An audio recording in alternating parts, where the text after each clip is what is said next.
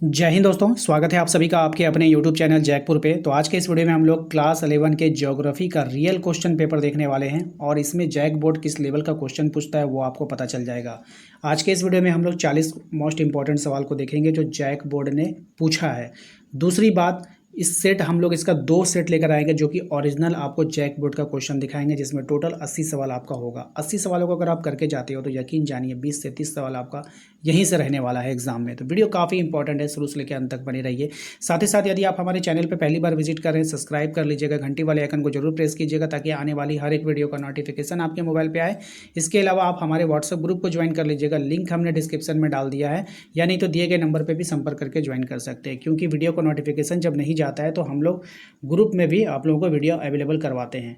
चलिए, सबसे पहला सवाल देखें, आपके स्क्रीन पर आ चुका है। पहले सवाल में बोला है कि ज्योग्राफी शब्द किन 2 शब्दों से मिलकर बना है, आपको बतानी है। तो ये जो बना है किससे, जियो प्लस ग्राफेस से मिलकर बना है। ऑप्शन नंबर ए हो जाएगा।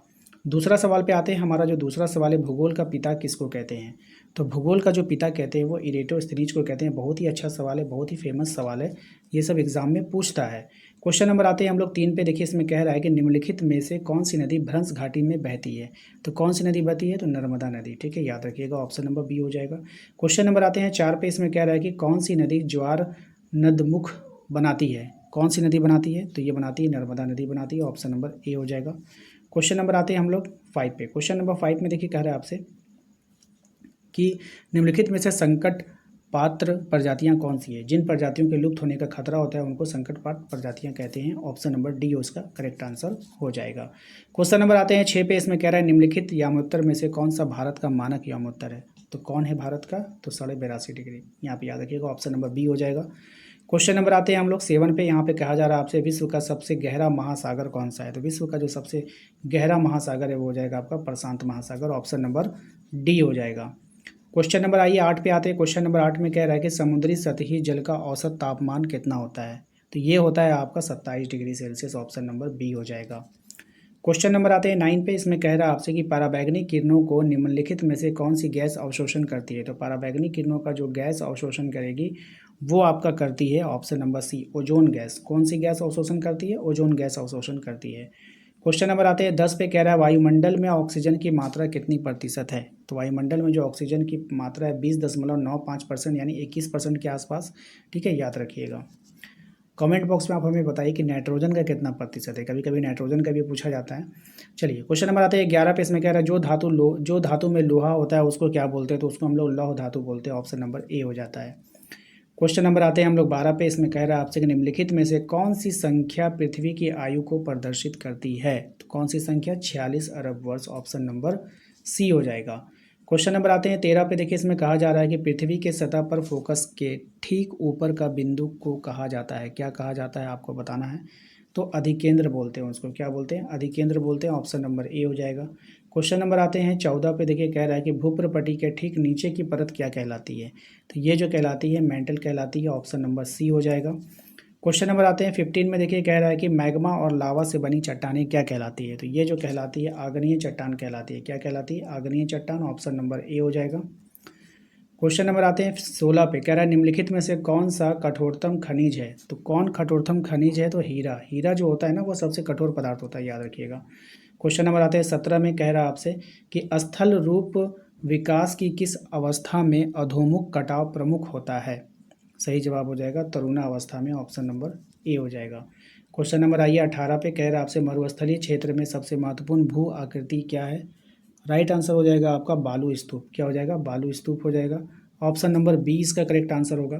क्वेश्चन नंबर आते हैं 19 पे। कह रहा है आपसे निम्नलिखित में से कौन सा नदी द्वीप द्वारा बनाया जाता है। कौन नदी द्वीप द्वारा, तो वी आकार की घाटी। वी आकार की घाटी जो होता है वो नदी द्वीप द्वारा बनाया जाता है। क्वेश्चन नंबर आते हैं 20 पे। देखिए, कह रहा है आपसे कि वह वायुमंडलीय परत जो मानव के जीवन के लिए महत्वपूर्ण होता है क्या कहलाता है। तो क्षोभ मंडल कहलाएगा। ऑप्शन नंबर सी हो जाएगा। अगले सवाल पे आते हैं क्वेश्चन नंबर 21 में। देखिए, कह रहा है आपसे निम्नलिखित में से कौन सी गैस वायुमंडल में सबसे अधिक मात्रा में मौजूद है। कौन सा है भाई, नाइट्रोजन। और कितना है ये, 78%। याद रखिएगा। नेक्स्ट आते हैं अगले सवाल पे। अगला सवाल है हमारा क्वेश्चन नंबर 22। कह रहा है आपसे निम्नलिखित में से 21 जून की दोपहर सूर्य की किरणें सीधी पड़ती है, कहाँ पर पड़ेगी, आपको बताना है। तो ये हो जाएगा आपका, ठीक है, तो ये आपका हो जाएगा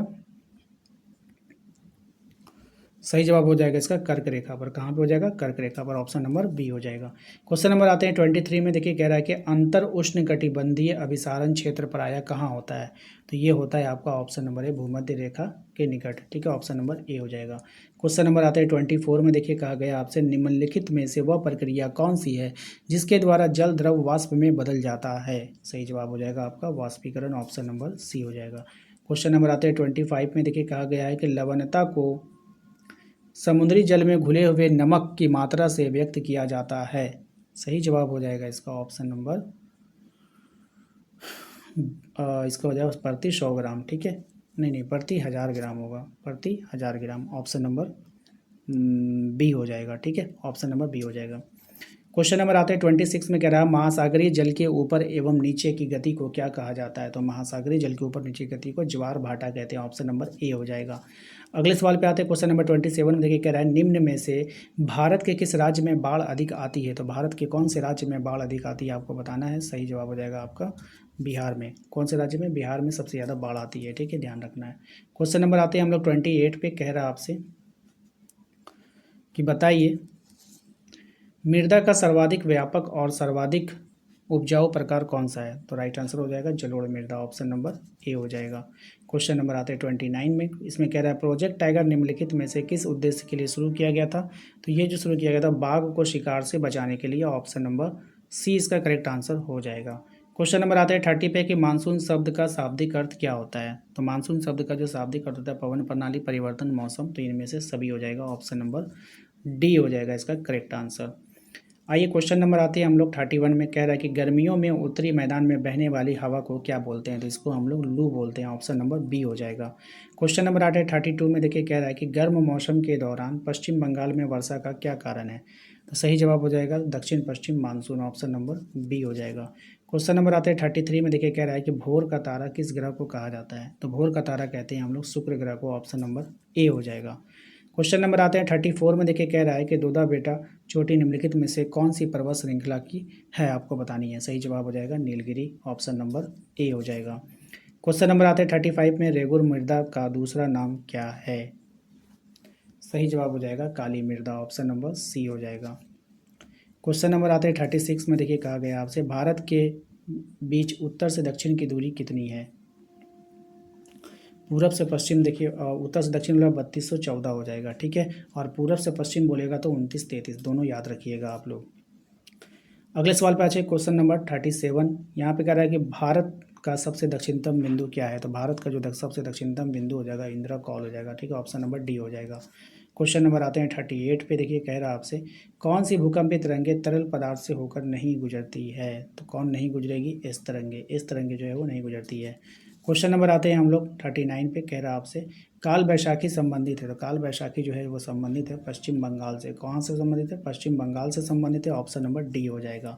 क्वेश्चन नंबर आते हैं 40 पे। भारत में कर्क रेखा कितने राज्यों से होकर गुजरती है? ये जो गुजरती है वो 8 राज्यों से होकर गुजरती है। ऑप्शन नंबर बी हो जाएगा। तो दोस्तों आशा करते हैं कि आप लोगों को आज का ये वीडियो पसंद आया होगा। इसके बाद एक सेट और कर लीजिएगा आप लोग जैक बोर्ड का जो ओरिजिनल सवाल उसका एक सेट और करवा देंगे आप लोग को, जो आपको मिल जाएगा आपको प्लेलिस्ट पर या फिर व्हाट्सअप ग्रुप में। इसलिए लिंक हमने डिस्क्रिप्शन में डाल दिया। यदि आपने व्हाट्सअप ग्रुप को ज्वाइन नहीं किया है तो जाकर ज्वाइन कर लीजिएगा। मिलते हैं नेक्स्ट अगले वीडियो में। Thank you.